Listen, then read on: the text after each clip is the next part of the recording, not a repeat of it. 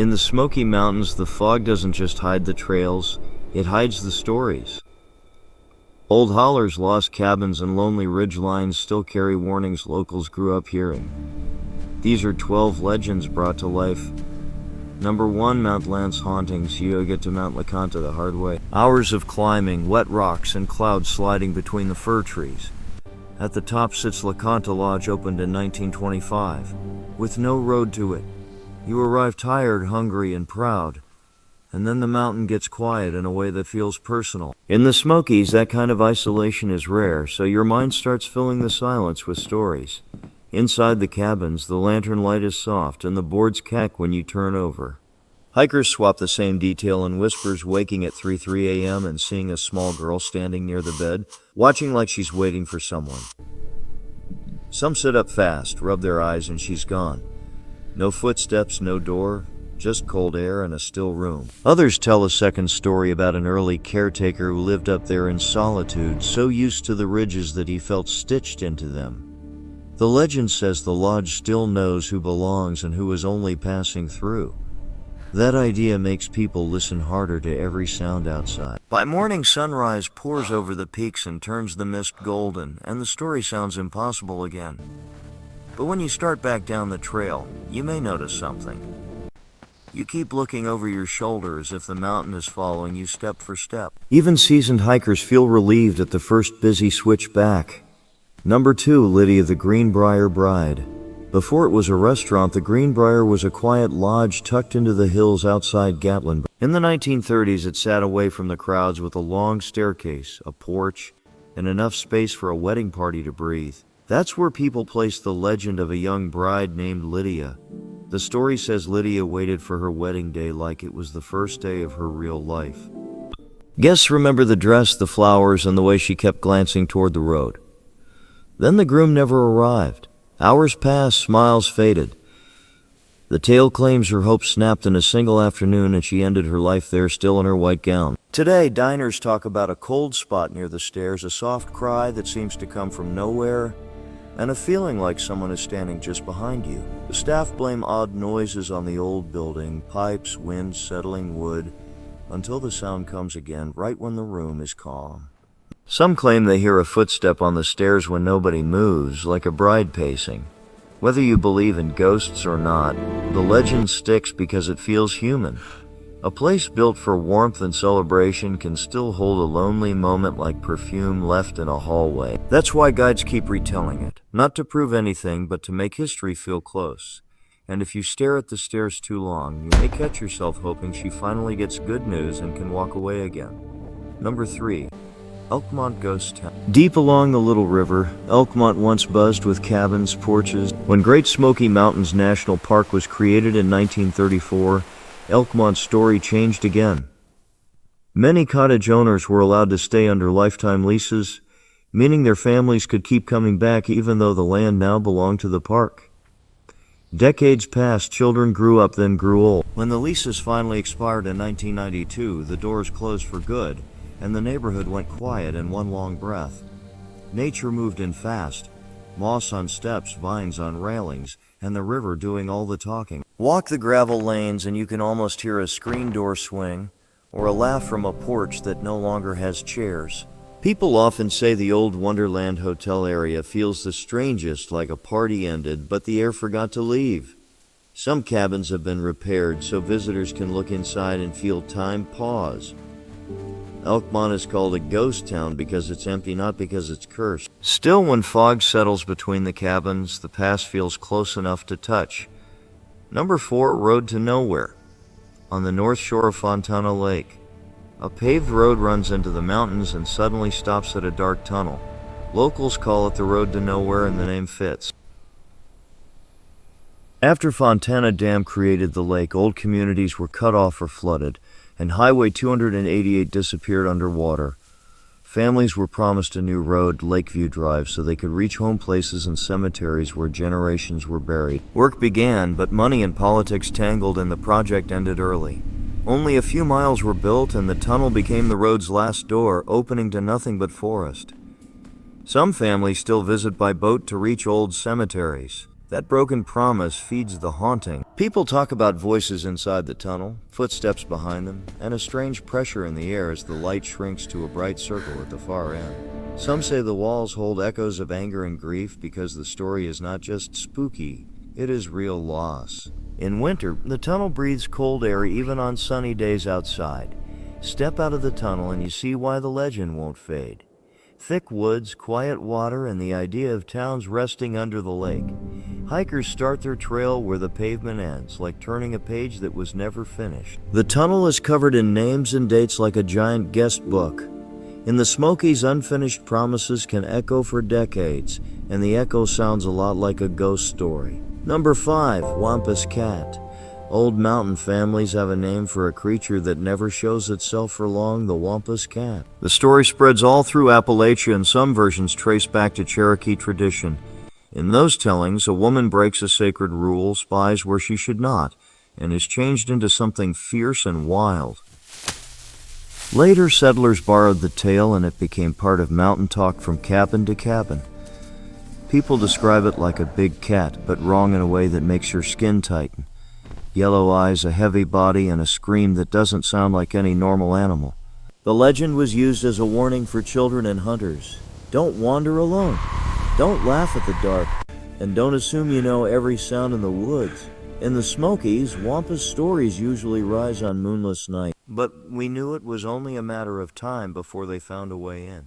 Near ridges and hollows where noise carries far, hunters talk about hearing a strange cry, then finding their dogs too scared to move. Some claim they saw a shine low in the brush, then felt the forest go silent, as if everything was holding its breath. Maybe it's just a bobcat, a cougar story that grew in a nervous mind adding details.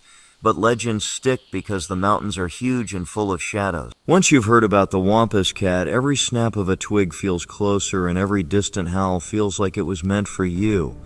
On a foggy trail, it is hard not to picture it pacing just out of sight again. Number 6, Primitive Baptist Church Ghost. Cad's Cove looks peaceful in daylight. Open fields, split rail fences, and a white church beside old graves. The Primitive Baptist church building you see today was raised in 1887 by local hands, replacing an earlier log meeting house. The congregation had split from other Baptists back in 1841, so even its history carries a hint of tension. Inside, they're here. Visitors can still spot fingerprints in the sap on the ceiling boards. Built by hand, it still smells faintly of pine on warm days inside. After dark, the legend begins. Some people who visit at night say they have seen a woman appear at the church wall, sometimes as a full figure, sometimes only as a face, as if she's trying to push through wood and stone. No one agrees on her name or what she wants. Some say it lasts 1 second, but it follows them to the car. The setting does the rest. The cemetery is close, the road is narrow, and the mountains bend sound in odd ways. A cough can bounce. A footstep can seem to come from the wrong direction. When fog drops into the cove, the church can look like it's floating and your flashlight feels too small. Most visitors leave without seeing anything strange. Number 7, White Oak Flat Cemetery, Gatlinburg. Right beside busy Gatlinburg, White Oak Flat Cemetery sits on a quiet hillside older than most of the town around. Burials here go back to the early 1800s, and many founding families rest under stones worn smooth by rain. In daylight, it feels like a history book made of trees, fences, and names. Some markers belong to surnames you still see on local signs today. The legend begins when the visitors arrive for the wrong reasons. People claim to see shadowy figures moving between headstones or small lights that drift and vanish near the oldest graves. Some even report hearing footsteps on gravel when nobody is walking, followed by a sudden hush, like the hillside is listening. Tour guides even mention an apparition nicknamed the Gatlinburg Witch near the treeing. Locals will tell you this isn't a place to dare your friends. It's a family place. That's what gives the stories weight. They're tied to real lives, farm work, harsh winters, and children who didn't always grow up. When you remember that, the cemetery feels less like a scare and more like a reminder. No flash photos, please. If you go, you start whispering without being told. The wind moves through the trees like low talk, and when you step back onto the main road, it's a relief to hear ordinary sounds again. Cars, laughter, life, like the town is pulling you out of the past. Number 8, Roaring Fork Carriages. Roaring Fork is a one-way loop road that feels older than the map. Rushing water, tight turns, and log cabins tucked under the trees. In early morning fog, the forest looks like it's breathing, and the stream's roar covers small sounds. That's the perfect stage for one of Gatlinburg's most repeated road legends. The route passes old cabins and mills, reminders that people lived here long before it was a park drive. The tale says you should listen for hoofbeats. Drivers swear they've heard them on damp nights, even when no horse is anywhere near. Then comes the figure, a young woman in a white dress walking the roadside, quiet as smoke. Some people call these ghost carriages because the sound feels like an old road still carrying old travel. In most versions, her name is Lucy. Long ago, after a cabin fire, a man named Foster found her barefoot in the cold and offered her a ride on his horse. As they moved through the dark, he felt her behind him, then looked back and saw nothing but empty. He told the story for years, and the mountains kept repeating it. Today, visitors still slow down when the woods get thick and the light turns gray. Number 9. Radford Gatlin's Ghost. Gatlinburg found. Long before Gatlinburg was a vacation town, it was a small valley community called White Oak Flats. In 1854, a preacher and storekeeper named Radford Gatlin arrived, opened one of the first stores, and quickly became a loud voice in a place that wasn't used to outsiders stirring things up. When a post office was created in 1856, the community even took his name. But Gatlin was controversial. Fires of damnation await those who stray from the path. You must repent now before it is too late. Local histories say he argued with neighbors, split the church, and preached in a way that rubbed people the wrong way. By about 1860, the community pushed him out. He even formed his own Gatlinite church. That kind of ending doesn't stay on paper, it turns into a story you can feel on a dark street. Modern legends claim the area near the site of his old store can feel uneasy, like the air is crowded. People describe odd knocks, quick footsteps, or that sharp feeling of being watched for no reason at all. Some say the spirit is restless, still angry that the town kept his name but not his presence. Ghost tours still mention him. Some locals say the chill hits hardest near the creek crossings downtown. Whether it's a ghost or just history hanging on, the legend works because it fits the setting. Gatlinburg grew from a tight valley of stubborn personalities. Number 10. Pioneers' Lost Spirits. Before the park was protected, families lived all through these valleys, raising corn, keeping livestock, and cutting timber.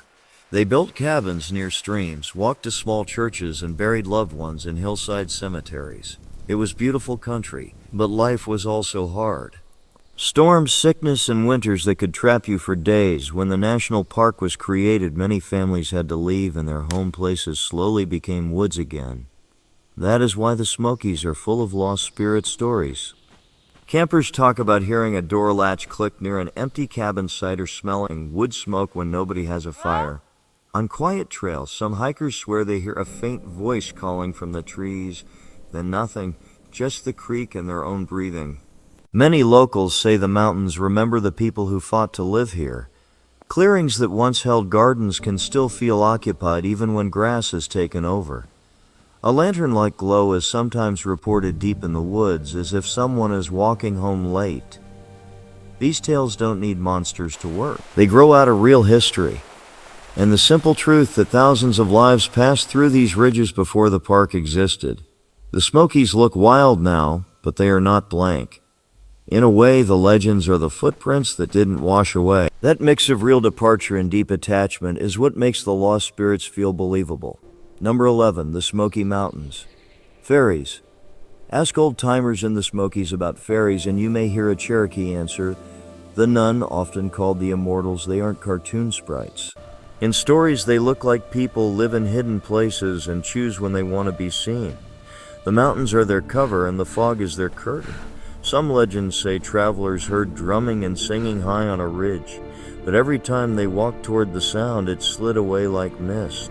Other tales describe a lost person caught in sudden cold and guided to warmth by strangers who disappeared before sunrise. The help is quiet, almost polite, like it was never meant to become a story. Some stories say they can become invisible and walk among people unnoticed.